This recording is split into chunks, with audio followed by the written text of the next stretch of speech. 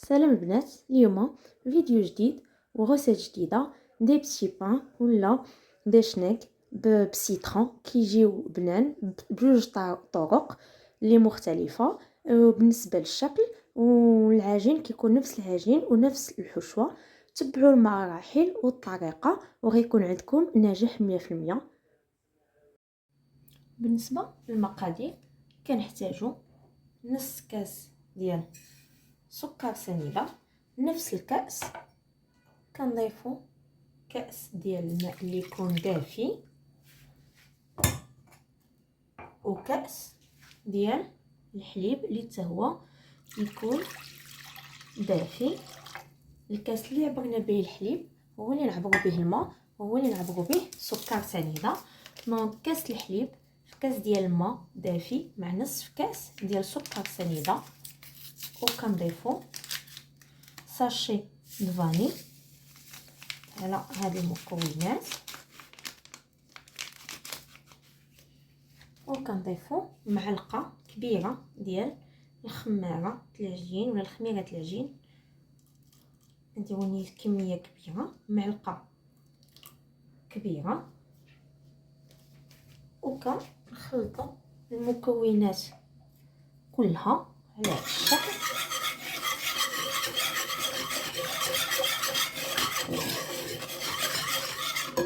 من بعد كنضيفو كأس ديال الدقيق الابيض،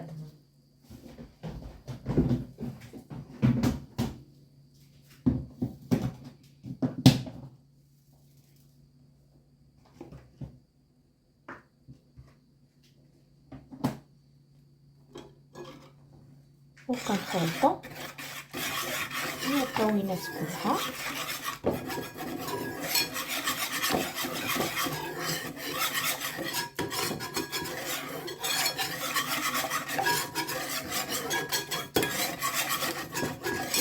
من بعد ما كنحس ان الدقيق الابيض تخلط لي مع المكونات كلها وما بقاش داير لي حبيبات، غنخليه يتفاعل لمده ديال 30 دقيقه. نحطوه في شي بلاصه اللي تكون دافيه ونغطيوه مزيان باش يتفاعل لنا دغيا.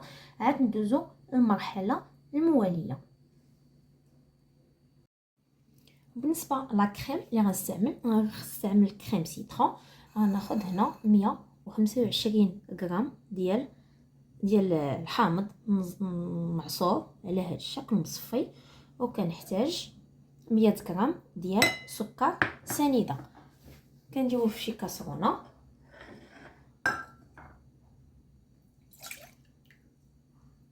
كنكب 100 غرام ديال سكر سنيده، كنخدموهم مزيان ونديروهم على نار اللي مهيله، غير يسخن لينا هاد السيترون، وعلى ما يذوب لينا السكر سنيده في السيترون ديالنا. بالنسبه للمقادير كنحتاجو نص كاس ديال سكر سنيده، نفس الكأس كنضيفو كأس ديال الماء اللي يكون دافي، وكأس ديال الحليب اللي حتى هو يكون دافي. الكاس اللي عبرنا به الحليب هو اللي نعبرو به الماء، هو اللي نعبرو به سكر سنيده.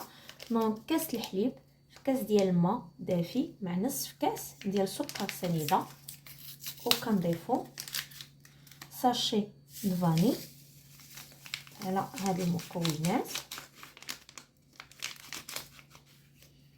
وكنضيفو معلقه كبيره ديال الخماره العجين ولا الخميره العجين. نديرو كميه كبيره، معلقه كبيره، وكنخلطو المكونات كلها على هذا الشكل.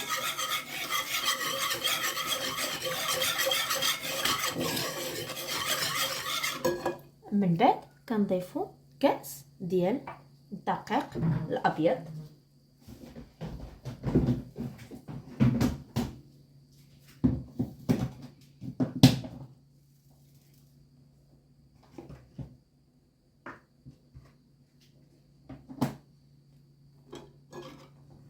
وكنخلطو المكونات كلها.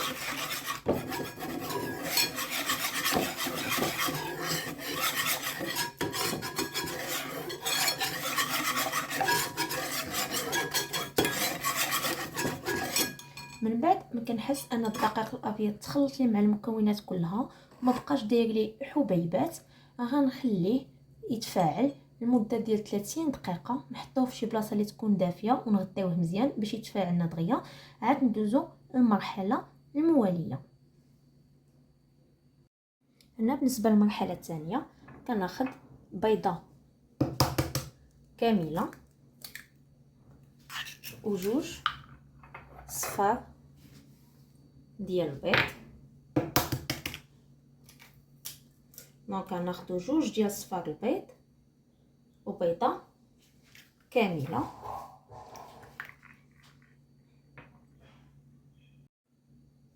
كنضيفوا معاهم 25 غرام ديال لا كريم باتيسير و 25 غرام ديال السكر سنيد. كنخلطوا مزيان المكونات كامله بالفوي.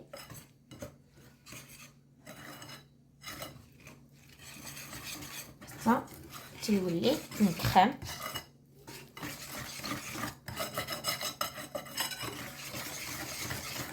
من الشكل كنخلطو مزيان.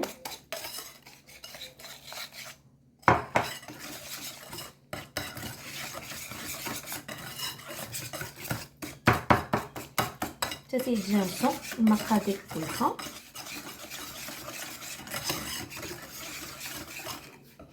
وكنجيبوا السيترون ديالنا من بعد ما سخن لينا شويه على البوطه ودابنا فيه ديك السكر.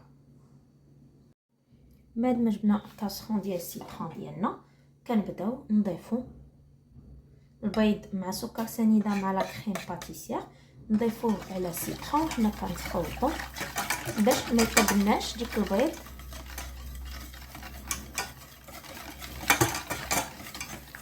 كنضيفوه شويه بشويه وكنحركو على هذا الشكل.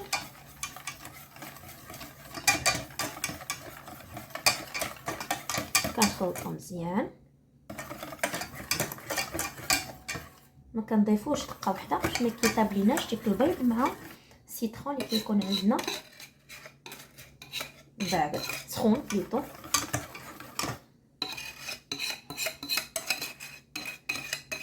نضيفو الكميه اللي باقا كامله.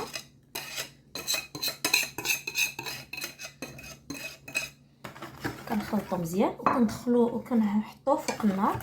حنا كنخلطو حتى تتعقد لينا لا كريم ديالنا. من بعد ما كتعقد لينا لا كريم باتيسي لا كريم بليطو سيترون فوق البوطه كتجي على هذا الشكل. كنضيفو هي مازال سخونه 100 غرام ولا 70 غرام ديال الزبده على هذا الشكل،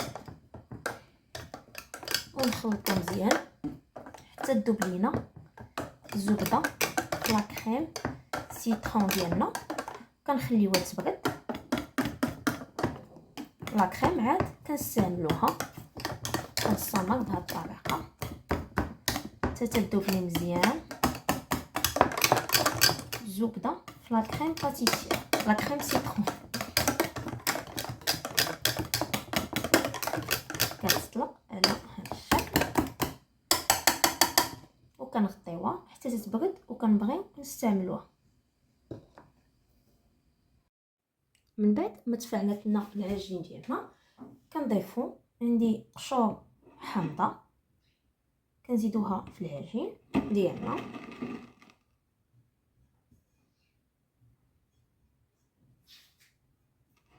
وكنضيفو صفر بيض بيضه، نصف كاس ديال الزيت بنفس الكاس اللي عبرنا به قبيله، نصف كاس ديال الزيت، ساشي ديال الخميره الكيماويه، واخر حاجه اللي هي قريصه ديال الملح. ما كنضيفوهاش مع الخميره في الاول باش تخلي لنا يتفاعل دغيا العجين ديالنا. وكنخلطوا هاد المكونات كلها على هذا الشكل. من بعد ما كتخمر لي الخليط الاول كنضيفو عليه الابيض البيض، بيضه واحده، وكنضيفو عليها شويه ديال الملح، خميره كيماويه، ونصف كاس ديال الزيت. ومن بعد ما كنخلطوا هاد المكونات كامله كنضيفوا الدقيق على حساب الخليط ديالنا، كنضيفوا شويه بشويه حتى تيتجمع لي العجين ديالي.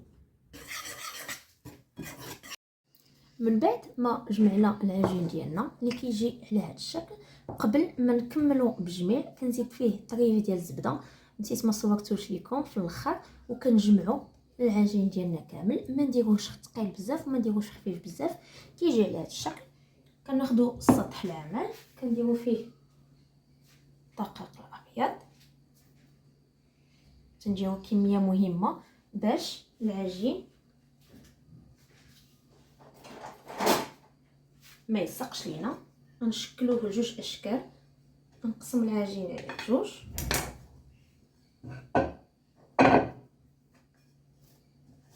ونبداو ندلكوه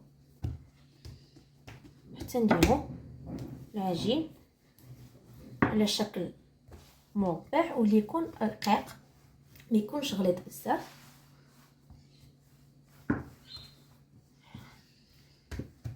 نضيفو شويه الدقيق الابيض حتى هنا، وكنستمر بهذه الطريقه حتى تندلك العجين كله. ومن بعد ما دلكنا العجين ديالنا على هذا الشكل كناخذوا لا كريم ديالنا سيترون، كنديرو غير النص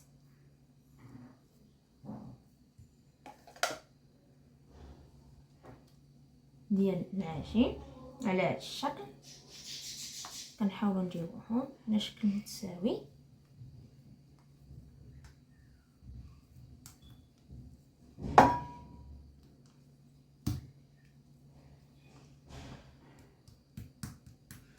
كيجي هنا لاباط كامله.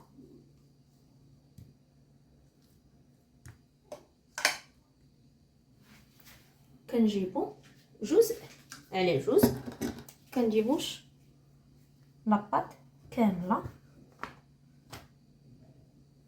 كنحاولوا نغطيوهم على هذا الشكل، وكنبداو نشكلو. نحاولوا نقادوها ونبداو نشكلوهم، نقطعوهم طوال على هذا الشكل. كنستمر بنفس الطريقه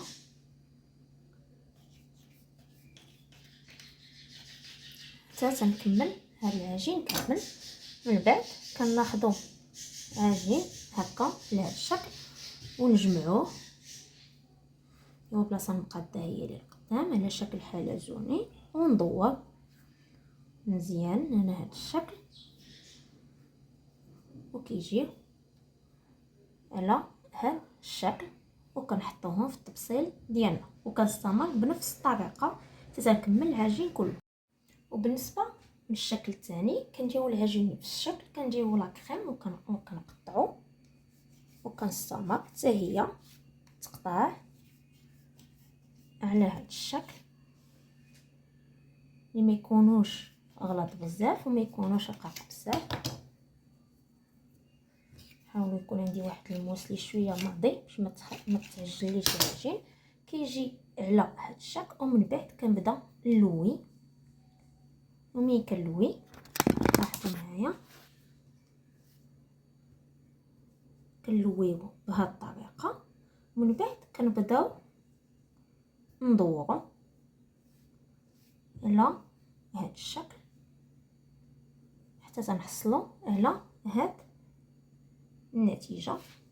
بالنسبه للتشكيله ديال الشنيك ديالنا كل واحد يديك التشكيله اللي بغا. هادو جوج الافكار كنستمر بنفس الطريقه حتى تنكمل العجين كله. ومن بعد ما شكلناهم على هذا الشكل كنخليهم يرتاحوا لمده 10 دقائق حتى 15 دقيقه حتى تيضاعف الحجم ديالهم، نهنوهم يا بالحليب يا ببيضه وندخلوهم يطيبوا في الفرن من الفوق ومن التحت، ونتلاقاو من بعد نشوفوا الشكل النهائي. ومن بعد ما طابوا لنا الشنيك ديالنا ولا بتي بان ديالنا كيجي على هذا الشكل. انا هنايا جوج الاشكال اللي درت هي نفس المقادير، هي الشكل اللي كيتبدل، وتقدوا ديروا الشكل اللي بغيتو. ونتلاقاو ان شاء الله في غوسه جديده مع شهيوات شيماء.